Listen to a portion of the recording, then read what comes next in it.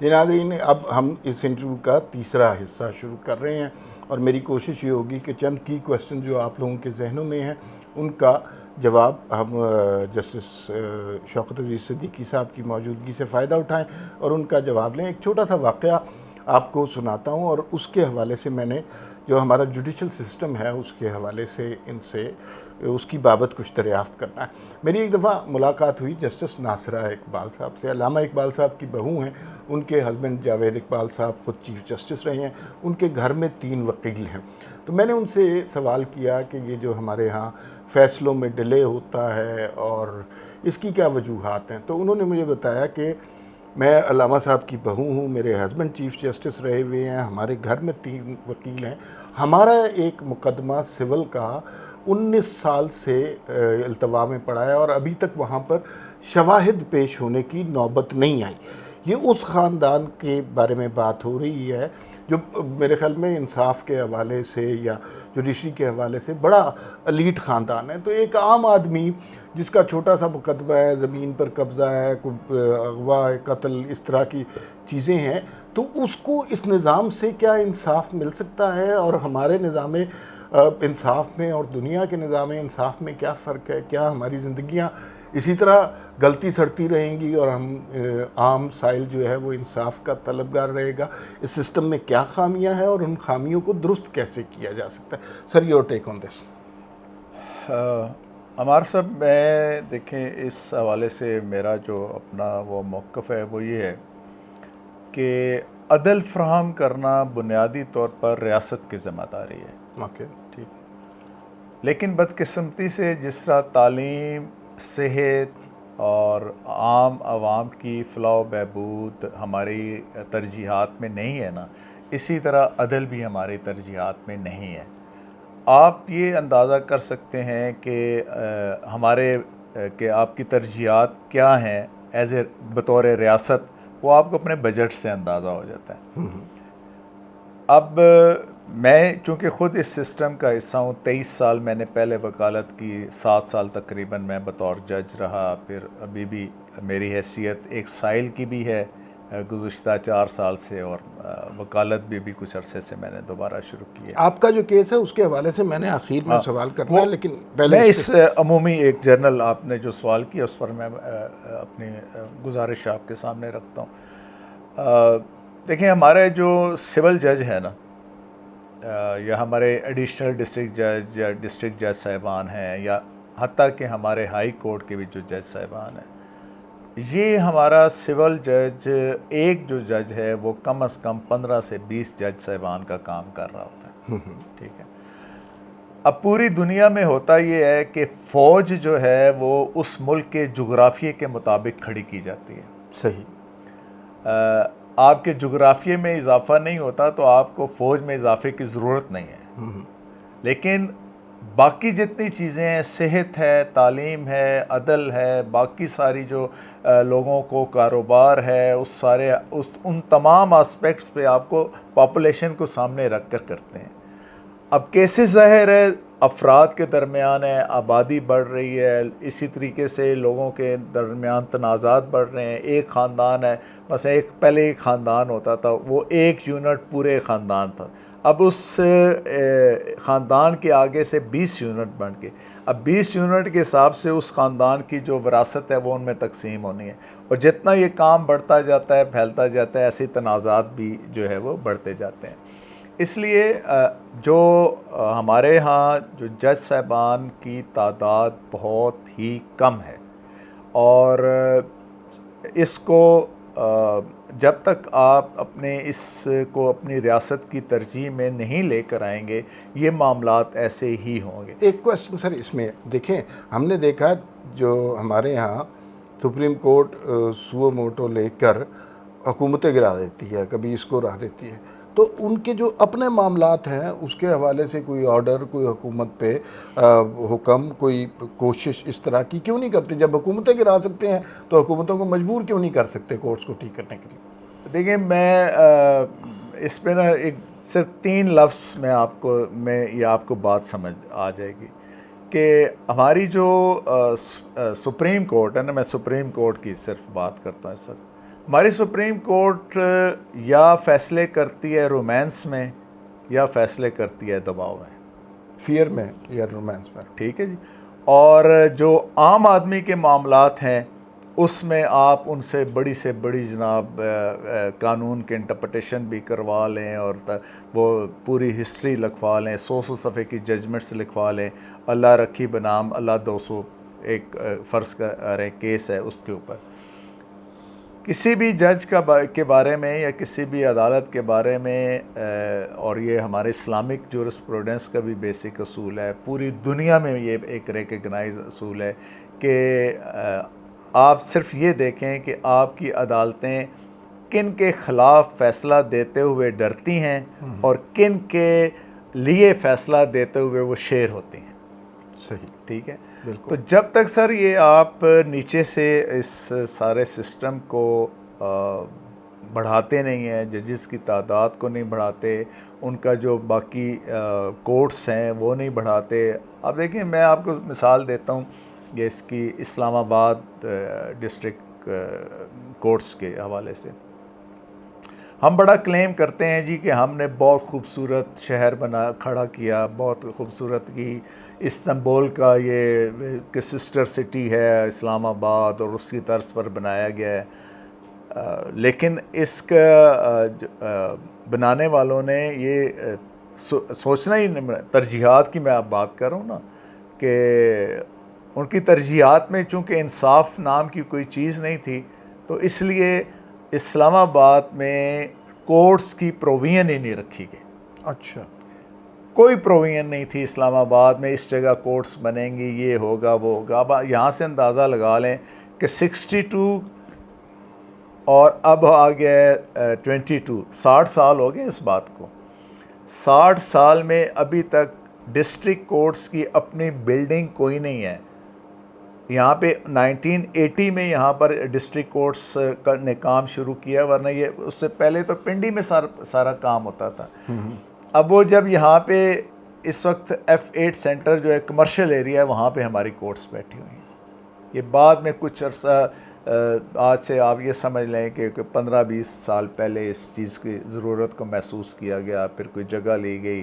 وہاں پہ اس وقت جہاں پہ اسلام آباد ہائی کورٹ ہاؤس ہے یہ بیسیکلی ڈسٹرکٹ کورٹس کی بلڈنگ ہے. اس وقت وکلاء صاحبان عدالتیں شفٹ کرنے کی کوشش کی گئی، وکلاء صاحبان کی طرف سے احتجاج ہوا جی کہ ہمیں چیمبرز وغیرہ کا بھی دیں، جو بالکل جینین ڈیمانڈ ہے. ظاہر ہے وہ کہاں پہ بیٹھیں گے، کہاں پہ کام کریں گے، وہ اس چیز کو کیٹر نہیں کیا گیا. تو یہ تو ہماری ترجیحات کا حال ہے. اب ہم یہ سوچتے ہیں، اب اسی طرح بینچز کے حوالے سے بھی ایک بڑا ایک عجیب سی ہے کہ جی یہ Rawalpindi bench, Multan bench, Bahawalpur bench یہ بنے ہوئے ہیں لاہور ہائی کورٹ کے تحت. اور آپ حیران ہوں گے کہ ان بینچز کے خلاف جو بننے کے خلاف پٹیشنز جو ہیں نا وہ ابھی تک پینڈنگ ہیں. صحیح. اب مثلا میں اگر لاہور میں بطور وکیل کام کر رہا ہوں تو مجھے یہ چیز زیادہ پسند ہے کہ میاں والی سے یا رحیم یار خان سے یا کسی دور افتادہ علاقے سے اٹھ کر ایک سائل جو ہے وہ یہاں پر آئے، مجھے وکیل انگیج کرے یہاں پہ، بجائے اس کے. اب ریاست کو کیا کرنا چاہیے؟ ریاست کو آپ نے لوگوں کی دہلیز تک انصاف کیسے پہنچانا ہے؟ کم از کم جو ڈویژنل سطح کے ہیڈ کوارٹرز ہیں وہاں پر تو آپ ہائی کورٹ کے بینچز کو لے کر جائیں نا، آپ انصاف اسی طرح ہوگا. صحیح. اچھا سر، ایک اور سوال جو بڑا کرٹیکل سوال ہے، جسٹس منیر کے حوالے کو ذہن میں رکھتے ہوئے، انوار الحق صاحب کو ذہن میں رکھتے ہوئے، افتخار چودھری اور ثاقب نثار، آصف سعید کھوسا، اور یہ سارا ہماری جوڈیشری کا پولیٹیکل کردار جو ہے وہ کافی زیادہ داغدار رہا ہے. بدقسمتی سے یہ کہنا پڑتا ہے. اور جب ہم اسٹیبلشمنٹ یعنی فوج کے دوستوں سے بات کرتے ہیں تو وہ یہ کہتے ہیں کہ نہیں بھئی ہمارا قصور کیا ہے، یہ تو اصل میں عدالتوں کے غلط فیصلے ہیں، فیصلے تو غلط ہیں. تو اب اس میں اس ماضی کا جو کردار ہے، ایک تو اس حوالے سے کچھ گفتگو کیجئے، اور دوسرا میں یہ چاہوں گا کہ اس کو ریکٹیفائی کرنے کا اب کیا طریقہ ہے؟ جو داغ لگ گیا ہماری پیشانی پر اس کو درست کیسے کیا جا سکتا ہے؟ دیکھیں، ایک تو جو ہائی کورٹ میں ججز کی اپوائنٹمنٹ ہے نا، ہمارا جو موجودہ ایک طریقہ کار ہے نا، یہ انتہائی ڈیفیکٹو طریقہ کار ہے. اب اگر کوئی کسی کا بلو آئیڈ ہے، کوئی کسی کا رشتہ دار ہے، کوئی کسی کا شاگرد ہے، کوئی کسی کا بچے کے سسر ہے، یہاں پر ہم نے ان بنیادوں پر جو ہے وہ ججز تعینات کیا. اور آپ اس بات پہ حیران ہوں گے کہ ایک وقت تھا جب لاہور ہائی کورٹ میں ججز اور لا آفیسرز 90% ایک ہی برادری کے ہوتے تھے. اچھا، کس برادری کے ہوتے ہیں؟ ککے زئی برادری کے. اچھا اچھا. وہ بعد میں پھر ظاہر ہے جب یہ بینچز وغیرہ بنے اور اس طریقے سے وہ تھوڑا سا ڈی سینٹرلائز ہوا کام، تو پھر دوسری جگہوں سے بھی ججز وغیرہ آنا شروع ہو گئے، لا آفیسرز آنا شروع ہو گئے. یہ اب ریکٹیفائی اس طریقے سے ہوتا ہے. پہلے ریکٹیفائی سے پہلے سر، کیا جوڈیشری کے اندر جو لوگ ہیں انہیں ماضی کی عدالتوں کے فیصلوں پر ندامت ہے؟ دیکھیں، میں نہیں سمجھتا کہ شاید چند لوگوں کے آپ بحیثیت مجموعی اگر دیکھیں تو ندامت ہے. دیکھیں، ہم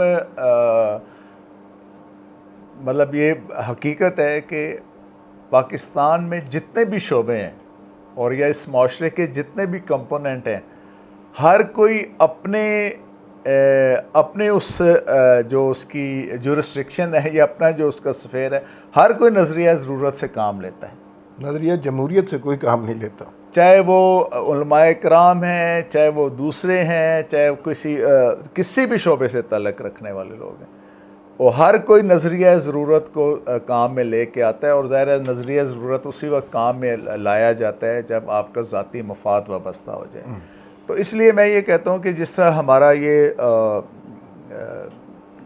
ایک ایسا ایک سیٹ اپ بننا چاہیے جس میں ہائی کورٹ میں ججز کی تعیناتی کے لیے جیسا پبلک سروس کمیشن ٹائپ ایک کمیشن بننا چاہیے. اس میں چند افراد کی مرضی اور اس کے اوپر یہ معاملہ نہیں ہونا چاہیے. اس پہ پرپزفل ڈیلیبریشن ہونے چاہیے، اور اگر کسی کو لکھنا پڑھنا آتا ہے تو وہ بھی اس کو ثابت کرے، اس کا وہ ٹیسٹ دیں.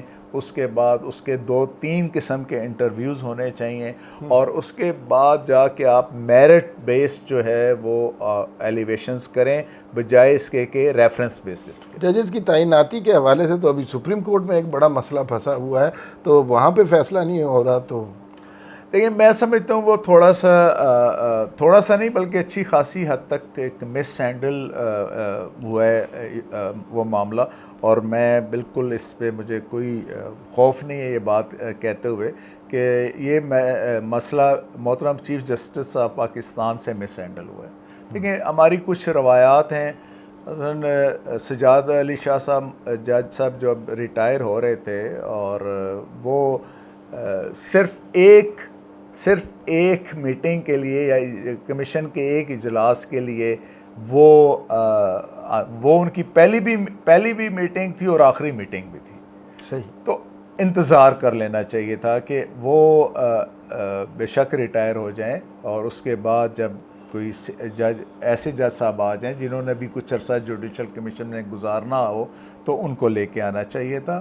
اور دوسرا، جب پہلے ایک اس میٹنگ میں کرنے سے پہلے ججز کے درمیان ایک آپس میں ایک میٹنگ ہوتی ہے جس میں کسی حد تک وہ انڈرسٹینڈنگ بھی بنا لیتے ہیں. اس کا بھی فقدان نظر آیا.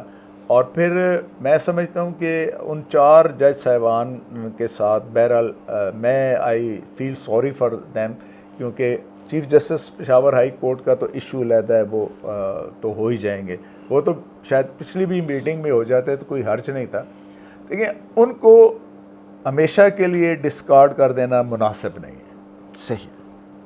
ان کو آپ ضرور کنسیڈر کریں جب ان کی سینئرٹی آ جائے. مثلا ان میں سے کوئی بندہ چیف جسٹس متعلقہ ہائی کورٹ کا بن جاتا ہے، سندھ کا یا لاہور کا، اور وہ ایک سٹیج ایسی آتی ہے کہ اب اس کو ایلیویشن کرنی ہے، ایلیویشن ایلیویشن کرنی ہے، تو اس بندے کو لے کے آئے نا. ٹھیک ہے. تو اس کو اب نفسیاتی طور پر آپ اس بندے کو جو ہے اتنا وہ کر دیں گے کہ اس کی پرفارمنس متاثر ہو جائے گی، اس کا جو ہے کنڈکٹ متاثر ہو جائے گا، اس کا غصہ بھی آئے گا، اس کو انسیڈنٹس بھی ہوں گے. یہ صحیح نہیں ہے. ہونا یہی چاہیے کہ انہیں کہیں جی کہ ان کی ٹرن جب آئے گی، جب وہ سینئر موسٹ ہو جائیں گے تو ان کو ضرور کنسیڈر کیا جائے گا، اور ان میں اس وقت ان کو کنسیڈر کر کے اس وقت اوپر لانے میں کوئی حرج بھی نہیں. ٹھیک ہے سر، 2 سوال اب آخر میں رہ گئے ہیں. ابھی ایک پنجاب کے حوالے سے ججمنٹ آئی اور پرویز الہی صاحب وزیر اعلیٰ بن گئے، اور وہ ایک لفظ سنا، پتہ نہیں اب توہین عدالت ہی نہ ہو جائے، لیکن ہم نے سنا کہ وہ 3 ججز ہیں جو پہلے کچھ اور فیصلہ کرتے ہیں، پھر بڑا مطالبہ کیا جاتا ہے کہ فل کورٹ ہو، لیکن پھر وہ اپنے فیصلے کے ہی متضاد ایک فیصلہ دے دیتے ہیں. تو اس کو کیسے آپ دیکھتے ہیں؟ یہ کمپوزیشن آف بینچز والا نا جی، یہ ایشو تو بہرحال نیا نہیں ہے، لیکن ہے غلط سر جو کچھ ہوا. میں وہ عرض کرتا ہوں. یہ ہمیشہ سے یہ ایک ہوتا ہے کہ جو بھی چیف جسٹس صاحب ہوتے ہیں وہ اپنی کمفرٹ بھی دیکھتے ہیں کہ کون سے جج صاحبان ہیں جن کے ساتھ وہ کمفرٹیبل ہیں کام کرنے میں. لیکن میرے آصف سعید کھوسہ صاحب سے بے شمار اختلافات ہیں، انہوں نے میرے ساتھ بڑی زیادتی بھی کی ہے، وہ اس چیزوں کو سب کو چھوڑ کے، لیکن ایک چیز انہوں نے بہرحال ایک ہی چیز انہوں نے اپنے دور میں صحیح کی ہے، اور وہ یہ تھا کہ جو بھی کانسٹیٹیوشنل میٹرز ہوتے تھے اور ڈیلیکیٹ ایشوز ہوتے تھے وہ سینئر ترین 5 جو جج صاحبان سپریم کورٹ کے ہوتے تھے نا وہ سنا کرتے تھے. اس روایت کو برقرار رکھنا چاہیے، بلکہ اس میں مزید بہتری لے کے یہ جو پنجاب کے حوالے سے فیصلہ ہوا، آپ سمجھتے ہیں درست فیصلہ ہوا؟ یہ کنٹراڈکٹری فیصلہ ہے. اس کا کوئی میں نے تو اس کے اوپر بڑے برملا یہ کہا ہوا ہے کہ یہ کنٹراڈکٹری فیصلہ ہے. اصل خرابی جو ہے نا یہ جو 10 ممبران والے فیصلے والی اصل خرابی نہیں ہے. اصل خرابی وہ ہے جہاں پر وہ 25 جو ممبران ہے صوبائی اسمبلی کے، ان کے آپ نے ووٹ نکلوا دیے، ایکسکلوڈ کروا دیے. وہ بیانڈ دی کانسٹیٹیوشن ہے. یہ جو عجیب تماشا ہے کہ وہی لوگ ایک فیصلہ کرتے ہیں اور وہی لوگ دوسرا فیصلہ کر لیتے ہیں، اور جو سیاستدان ہیں اور ہم جیسے لوگ بے بسی سے تماشا دیکھ رہے ہوتے ہیں. سارا سسٹم ہی بے بس ہوا ہوتا ہے. 2 سوال میرے پاس رہ گئے ہیں، جس میں سے ایک سوال آپ کے کیس کے حوالے سے ہے، and the second last question is کہ میں چونکہ قانون کا طالب علم نہیں ہوں، میرے قانونی علم بھی زیادہ نہیں ہے، میں بار بار اس بات کا اعتراف کر رہا ہوں، اور مجھے بہت اچھا موقع ملا ہے کہ آپ جیسی شخصیت سے کچھ سیکھ سکوں. قاضی فائز عیسیٰ صاحب بڑے رسپیکٹیبل آدمی ہیں، بڑے رسپیکٹیبل معزز جج ہیں، اور ان کے خاندان کا تحریک پاکستان میں بڑا کنٹریبیوشن ہے. وہ اپنے فیصلوں سے بھی پہچانے جاتے ہیں. ایک گمان ہے جو ہمارے جیسے لوگوں کو ہے کہ قاضی فائز عیسیٰ صاحب جب چیف جسٹس بن جائیں گے، اور ان کی راہ میں کافی رکاوٹیں بھی حائل کی گئیں، وہ بڑی سب کے سامنے ہی تفصیل ہے، تو کیا ایک شخص جو آنیسٹ آدمی ہے، جس کا کردار ثاقب نثار جیسا نہیں ہے، وہ جب سپریم کورٹ کے چیف جسٹس کی نشست پر بیٹھ جائے گا تو کیا یہ سارا نظام ٹھیک ہو جائے گا؟ قاضی فائز عیسیٰ صاحب کی صلاحیتوں سے تو انکار ممکن ہی نہیں ہے. اسی طرح ان کی شخصیت ایک بڑی مسحور کن شخصیت ہے، بڑے وہ اپ رائٹ جج ہیں. لیکن اس نظام میں بگاڑ اتنا زیادہ آیا ہوا ہے، جب تک آپ کو ہر ہائی کورٹ میں 3 4 قاضی فائز عیسیٰ اور سپریم کورٹ میں کم از کم 5 قاضی فائز عیسیٰ نہیں ملتے نا، تو میری اپنے ایک فیلنگ ہے کہ آپ اس سسٹم کو ٹھیک نہیں کر سکتے. اس سسٹم کو بہت زیادہ اوورہال ہونے کی ضرورت ہے. اس میں نئے سرے سے آپ کی جس طرح میں نے پہلے کہا کہ ایلیویشنز کا آپ کو طریقہ کار جو ہے وہ تبدیل کرنا پڑے گا. بلو آئٹ فیوریٹس، اپنے کلین کے لوگوں کو لانا یا ان کو out of turn supreme court میں لے آنا، یہ سوچنا اچھا یہ اگر ہم اس کو پہلے لے آئیں گے اور ہمار کو روکے رکھیں گے تو یہ چیف جسٹس بن جائے گا پاکستان کا، بھلے 20 دن کے لیے بنے. دس از ناٹ فیئر. اور قاضی صاحب کی اللہ کرے ان کو بہت اچھی ٹیم مل جائے، ان کو اچھی اسسٹنس ملے، ان کے پاس وقت بھی 1.25 سال ہی ہوگا. اس عرصے میں بہت سی چیزوں کی بنیاد ضرور پڑ سکتی ہے، لیکن اس کے نتائج جو ہے وہ فوری طور پر نہیں ملیں گے.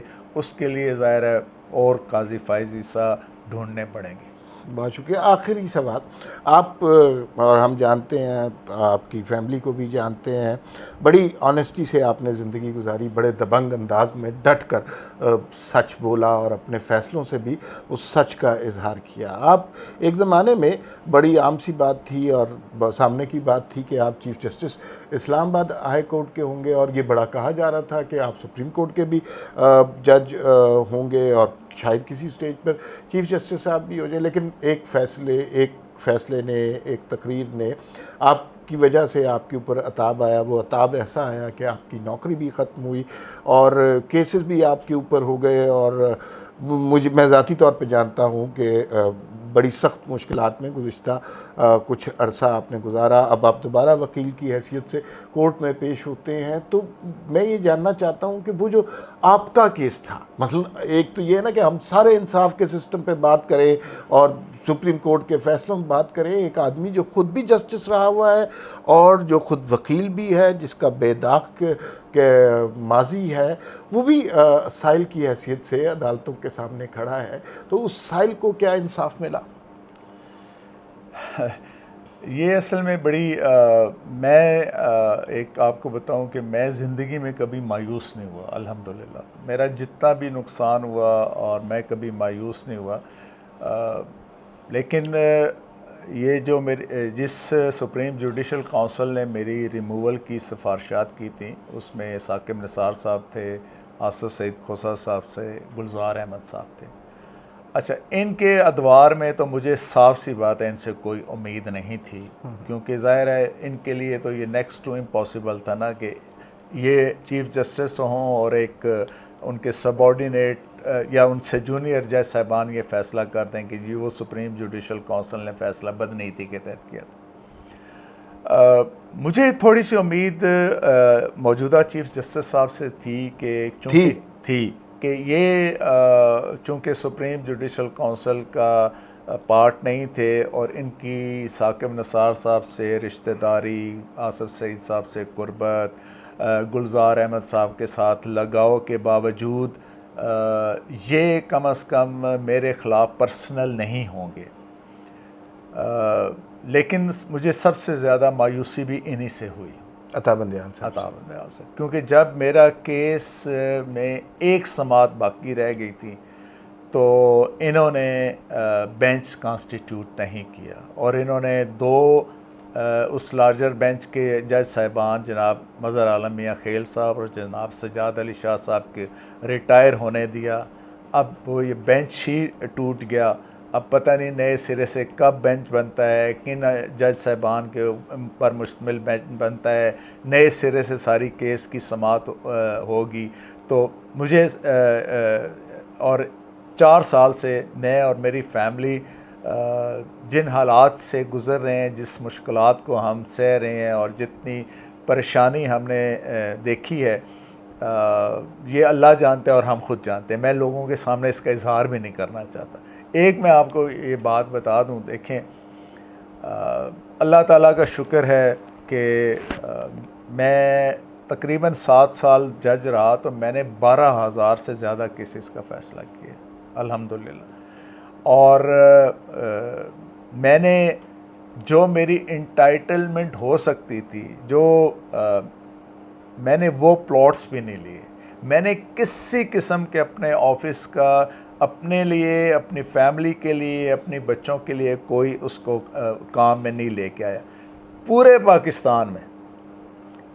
پاکستان میں کسی اربن ایریا میں میرا کوئی پلاٹ، میری کوئی پراپرٹی نہیں ہے. میرا صرف ایک جو آبائی گاؤں ہے وہ میرا گاؤں ہے، وہاں پہ ہمارا ایک گھر ہے جس میں میں رہتا ہوں، اور میں الحمدللہ کرائے کے گھر پہ رہتا ہوں. لیکن مجھے اس پر کوئی ندامت نہیں ہے. میں نے جو حلف اٹھایا تھا میں نے اس کے مطابق کام کیا. میرا ضمیر مطمئن ہے، عوام اس چیز کے لوگ گواہ ہیں، سائلین اس چیز کے حوالے سے ہیں. لیکن بہرحال میں یہ سمجھتا ہوں کہ ایک طرف سے آپ یہ کہتے ہیں کہ آپ کے بھائی میں آپ کا بھائی ہوں بطور جج اور آپ کے بھائی کا کیس ہے، بھائیوں کے ساتھ تو ایسے نہیں کرتے نا پھر۔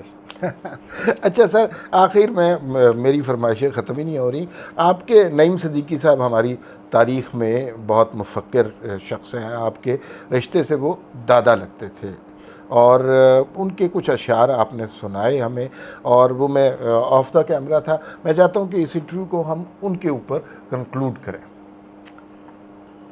نعیم صدیقی صاحب کے بڑے مشہور ایک قطعہ ہے جی کہ ہماری ہستی ہی کیا ہے آخر، بس ایک آوازۂ صداقت، بس ایک شمع فضائے ہستی، دبا سکو تو صدا دبا دو، بجھا سکو تو دیا بجھا دو، صدا دبے گی تو حشر ہوگا، دیا بجھے گا تو صبح ہوگی، یہ تجربہ جس نے بھی کیا ہے آخر، اس کو کیا ملا ہے آخر۔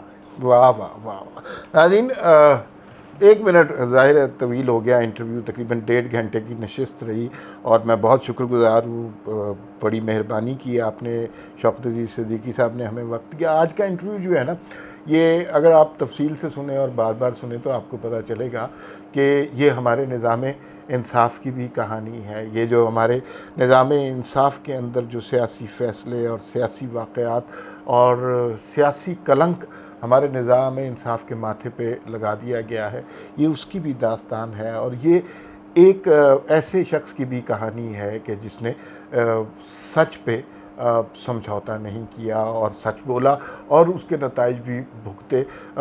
ایک شعر پہ بات ختم کرتے